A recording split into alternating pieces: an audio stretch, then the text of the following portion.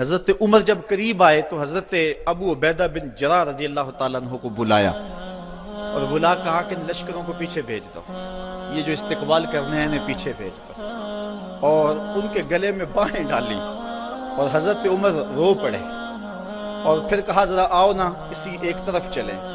اب جدھر جائیں تو لوگ دیکھ رہے تھے، ایک درخت کی اوٹ میں حضرت عمر کھڑے ہو گئے اور حضرت ابو عبیدہ بن جراح امین الامہ، اللہ اکبر، ان کے گلے میں باہیں ڈال کر کے حضرت عمر روئے اور رو کے حضرت عمر نے کہا کہ سنو ذرا لفظ، کہا انا کنا اذل قوم فاذن اللہ بالاسلام، کہا ابو عبیدہ ہم ذلیل لوگ تھے، ہمیں محمد عربی کے جوڑوں نے عزت دی ہے، ہم غریب لوگ تھے، ہم ذلیل لوگ تھے، ہمیں عزت دی ہے تو محمد عربی کی غلامی نے دی ہے اللہ۔ اور اقبال نے اسی فلسفے کو جو ہے وہ نچوڑ کے رکھ دیا، وہ کہتا ہے کی محمد سے وفا تو نے تو ہم تیرے ہیں، یہ جہاں چیز ہے کیا لوح و قلم تیرے ہیں، وہ کہتا ہے تو میرے پیارے محمد کا ہو جا سارا زمانہ تیرا ہو جائے گا، اللہ اکبر۔ حضرت عمر رضی اللہ تعالیٰ عنہ مسجد اقصی میں گئے اور جا کہتے این البلال، بلال کہاں ہے؟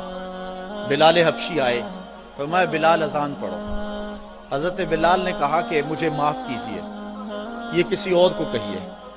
تو لوگوں نے کہا بلال اللہ کا خوف کرو، امیر المومنین کی بات مانو۔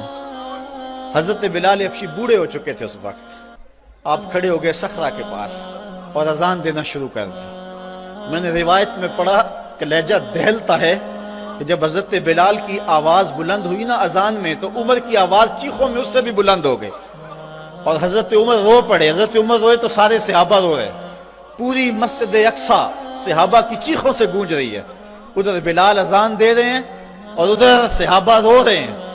اور حضرت سیدنا عمر رضی اللہ تعالیٰ عنہ نے کہا فَمَهْمَا نَطْلُبُ الْعِزَّ بِغَيْرِ مَا عَزَّنَا اللَّهُ بِهِ أَذَلَّنَا اللَّهُ، کہا ہمیں عزت ملی ہے حضور کے صدقے، اور اگر ہم نے حضور کے علاوہ اب کسی اور جگہ سے عزت ڈھونڈنا چاہی نا تو اللہ ہمیں ذلیل کر دے گا، اللہ ہمیں رسوا کر دے گا۔ تو یہ عزتیں اور یہ مرتبہ و مقام جو امت مسلمہ کو ملا یہ حضور کی چوکھٹ سے ملا ہے، یہ حضور کے در سے ملا ہے۔ حضرت عمر واپس پلٹے، عرض تہامہ میں رکے اور پھوٹ پھوٹ کے رونے لگے۔ کسی نے کہا عمر اتنے جری جوان اور یہ عرض تہامہ اور پھوٹ پھوٹ کے رو رہے ہو؟ تو حضرت عمر فرمانے لگے میرے باپ خطاب نے مجھے کہا تھا کہ یہ 5 اونٹ لائن میں کھڑے کرو، یہی عرض تہامہ تھی۔ کہتے ہیں میں اونٹ لائن میں کھڑے کرنے لگا تو آگے والا سیدھا کرتا تو پیچھے والا ٹیڑھا ہو جاتا، پیچھے والا سیدھا کرتا تو آگے والا ٹیڑھا ہو جاتا۔ پھر میرے باپ خطاب نے مجھے بڑا مارا اور کہا ایک عرب کے بیٹے ہو کر 5 اونٹ لائن میں کھڑے نہیں کر سکتے ہو؟ کہا ایک وہ زمانہ تھا کہ عمر سے 5 اونٹ لائن میں کھڑے نہیں ہوتے تھے، کہا آج زمانہ یہ ہے 25 لاکھ مربع میل کی حکمرانی ہے، شرق سے لے کر غرب تک ساری دنیا ایک لائن میں کھڑی ہے، یہ محمد کے جوڑوں کا صدقہ نہیں ہے تو اور کیا ہے۔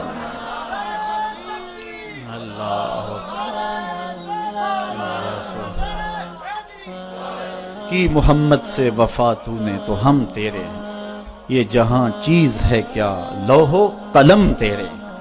حضور سے وفا کے رشتے کو استوار تو کر کے رکھے۔ حضرت سفینہ رضی اللہ تعالیٰ عنہ حضور کے صحابی ہیں، جنگل میں جا رہے ہیں، ایک شیر نے انسانی بو پائی تو آپ کی طرف دوڑتا ہوا آیا۔ ایک شیر کو آتے ہوئے دیکھ کر کے حضرت سفینہ گھبرائے نہیں ہیں، بلکہ شیر کو کہتے ہیں یا ابا الحارث انا مولا رسول اللہ، اور جنگل کے شیر جانتا نہیں میں کون ہوں، میں حضور کا غلام ہوں۔ شیر نے دم ہلانی شروع کر دی اور آگے چلنے لگا اور اس نے زبان حال سے کہا اگر تو حضور کا غلام ہے تو میں تیرا غلام ہوں، تو حضور سے وفا کا رشتہ استوار کر کے تو دیکھ، سارا زمانہ تیری غلامی اختیار نہ کر گیا تو کہنا، حضور سے محبت کا رشتہ استوار کر، تعلق کا رشتہ استوار کر۔ آج ہماری ناکامی یہ ہے کہ حضور سے ہم دور ہو گئے۔ اقبال نے اس دکھ کو اپنے انداز میں بیان کیا، اے تہی از ذوق و شوق و سوز و درد، می شناسی اسر ما با ماچے کرد، اسر ما ماز ما بیگانہ کرد، از جمال مصطفیٰ بیگانہ کرد۔ وہ کہتا ہے تو سمجھتا ہے کہ ہمارے ساتھ کیا ہوا ہے؟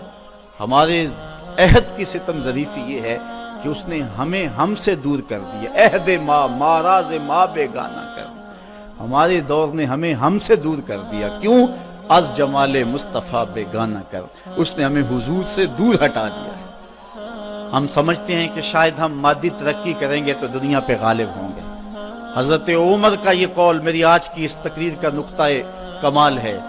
آپ فرماتے ہیں اللہ نے جس وجہ سے ہمیں پہلے دن عزت دی تھی، اگر ہم نے اس کو چھوڑا تو ہمیں ذلت ملے گی. اگر اس عزت کے نشان سے وابستہ رہیں گے تو عزتیں ملتی رہیں گی. اور اس فلسفے کو اقبال نے اپنے الفاظ میں یوں بیان کیا: کی محمد سے وفا تو نے تو ہم تیرے ہیں. آسمان سے صدا آ رہی ہے: کی محمد سے وفا تو نے تو ہم تیرے ہیں. یہ جہاں چیز ہے کیا لوح و قلم تیرے ہیں. قلم بھی تیرے ہاتھ میں دیں گے، لوح بھی تیرے ہاتھ میں دے دیں گے، پھر اپنی تقدیر خود ہی لکھتا رہنا. جو لکھتا رہے گا وہی کرتے رہیں گے. بندے سے خود تقدیر پوچھے گی بتا تیری رضا کیا ہے، یہ مرتبہ نصیب ہو جائے گا تجھے. اگر ہم حضور سے وفا کے رشتے کو استوار کرتے ہیں تو پھر زمانہ ہمارا باج گزار ہے، ورنہ در در کی ٹھوکریں ہمارا مقدر. یہ تاریخ ساز جملہ مسجد اقصی کو جاتے ہوئے حضرت عمر رضی اللہ تعالیٰ عنہ نے کہا تھا: اے ابو عبیدہ، جس چیز نے ہمیں پہلے دن عزت دی تھی، ہم ذلیل قوم تھے. اگر ہم نے اس چیز سے ہٹ کر کسی اور جگہ سے عزت مانگی تو عزت نہیں ملے گی، اللہ ذلت دے گا. اس لیے ہم اگر عزت چاہتے ہیں تو پھر اسی چوکھٹ پہ آنا ہوگا، اور وہ چوکھٹ محمد عربی کی ہے. علامہ اقبال بڑا خوبصورت جملہ کہا: مغرب کا فائدہ اس میں ہے کہ وہ آگے کی طرف جائے. مغرب اگر آگے جائے تو اس کی مجبوری ہے، اس کے پیچھے ہے کچھ نہیں. اگر مغرب پیچھے پلٹے تو پیرس کی گلیوں میں کیچڑ نظر آتا ہے. اگر پیچھے پلٹے مغرب تو سوائے اندھیرے کے کچھ نظر نہیں آتا. لیکن اگر مسلمان پیچھے جائے تو مدینے کی گلیاں وحی کے نور سے چمکتی ہوئی نظر آتی ہیں. پیرس میں تو اندھیرا ہے لیکن ہمیں بغداد عروس البلاد نظر آتا ہے. جب شارلیمان اس کے لارڈز ابھی دستخط کرنے کی مشق سے گزر رہے تھے، ابن حزم کے قلم سے 1000 کتابیں نکل چکی تھی. جب یورپ ابھی سواد آشنا بھی نہیں تھا، ہمارے منجم ستاروں پہ کمندیں ڈال چکے تھے. اس لیے ہمیں آگے جانے کی ضرورت ہے. ہمارے تو پیچھے روشنی ہے، ہمارے پیچھے نور ہے، پیچھے اجالے. وہ ایک زمانہ تھا کہ بش نے کہا تھا، آپ کو یاد ہوگا 9/11 کے واقعہ کے بعد، کہ ہم تمہیں پتھر کے زمانے میں دھکیل دیں گے. تو مصطفی اجتماع کے موقع پہ میں نے متصل چند دن بعد بیان کے گفتگو کرتے ہوئے کہا تھا کہ گوری چمڑی والوں کے لیے پتھر کا زمانہ تو نامانوس ہوگا، لیکن ہماری زندگی کا سارا حسن تو اسی پتھر کے زمانے میں پڑا ہوا ہے. میں نے کہا تھا ڈراتے ہو میں اس زمانے سے، ہمیں تو لے جاؤ اس پتھر کے زمانے میں جہاں کھجور کی چٹائی پہ بیٹھ کے محمد عربی زمانے کو زندگی کا درس دے رہے ہیں. جب مسجدیں کچی تھی ایمان پکے تھے، وہ ٹپکتی ہوئی چھتیں لیکن ایمان پختہ، وہ ممیاتی ہوئی بکریاں، وہ جگالی کرتے ہوئے اونٹ، وہ مدینے کی کچی گلیاں لیکن پختہ کار لوگ.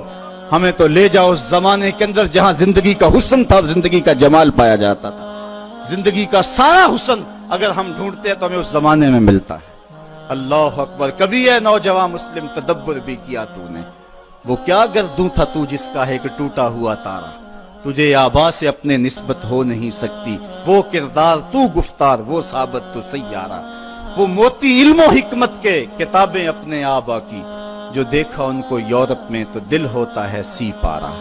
صاحبو آئیے ہم اپنے اس دور کی طرف پلٹنے کی کوشش کریں، اس دور حسین کی طرف، اس خوبصورت زمانے کی طرف، محبتوں کے اس سلسلے کی طرف جہاں نور ہی نور اور روشنی ہی روشنی نظر آتی ہے، جہاں اجالے ہی اجالے نظر آتے ہیں، جہاں محبتوں کے کھلے ہوئے گلاب نظر آتے ہیں. ہماری زندگی کا سارا حسن، ہماری زندگی کا سارا جمال اور ہماری زندگی کی ساری روشنی اسی دور فرخ فال کے اندر ہے اور اسی دور حسین کے اندر ہے.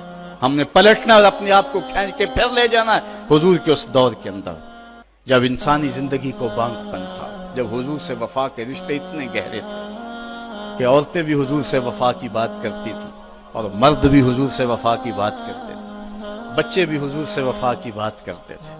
محبتوں کا سلسلہ، آج وفا کا سلسلہ ٹوٹ گیا. آج حضور کی توہین ہوتی ہے تو کسی کو بولنے کی توفیق نہیں ہوتی.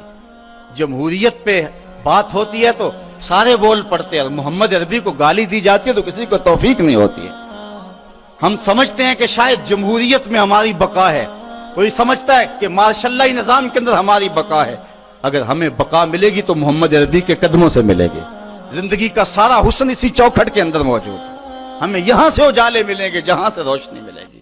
آؤ تمہیں وفا کی ایک کہانی سناؤں, آؤ محبتوں کی ایک کہانی سناؤں. مدینے کا شہر ہے, اللہ کے محبوب جلوہ فراز ہیں. مسجد نبوی میں ہر لمحہ نور برستا تھا.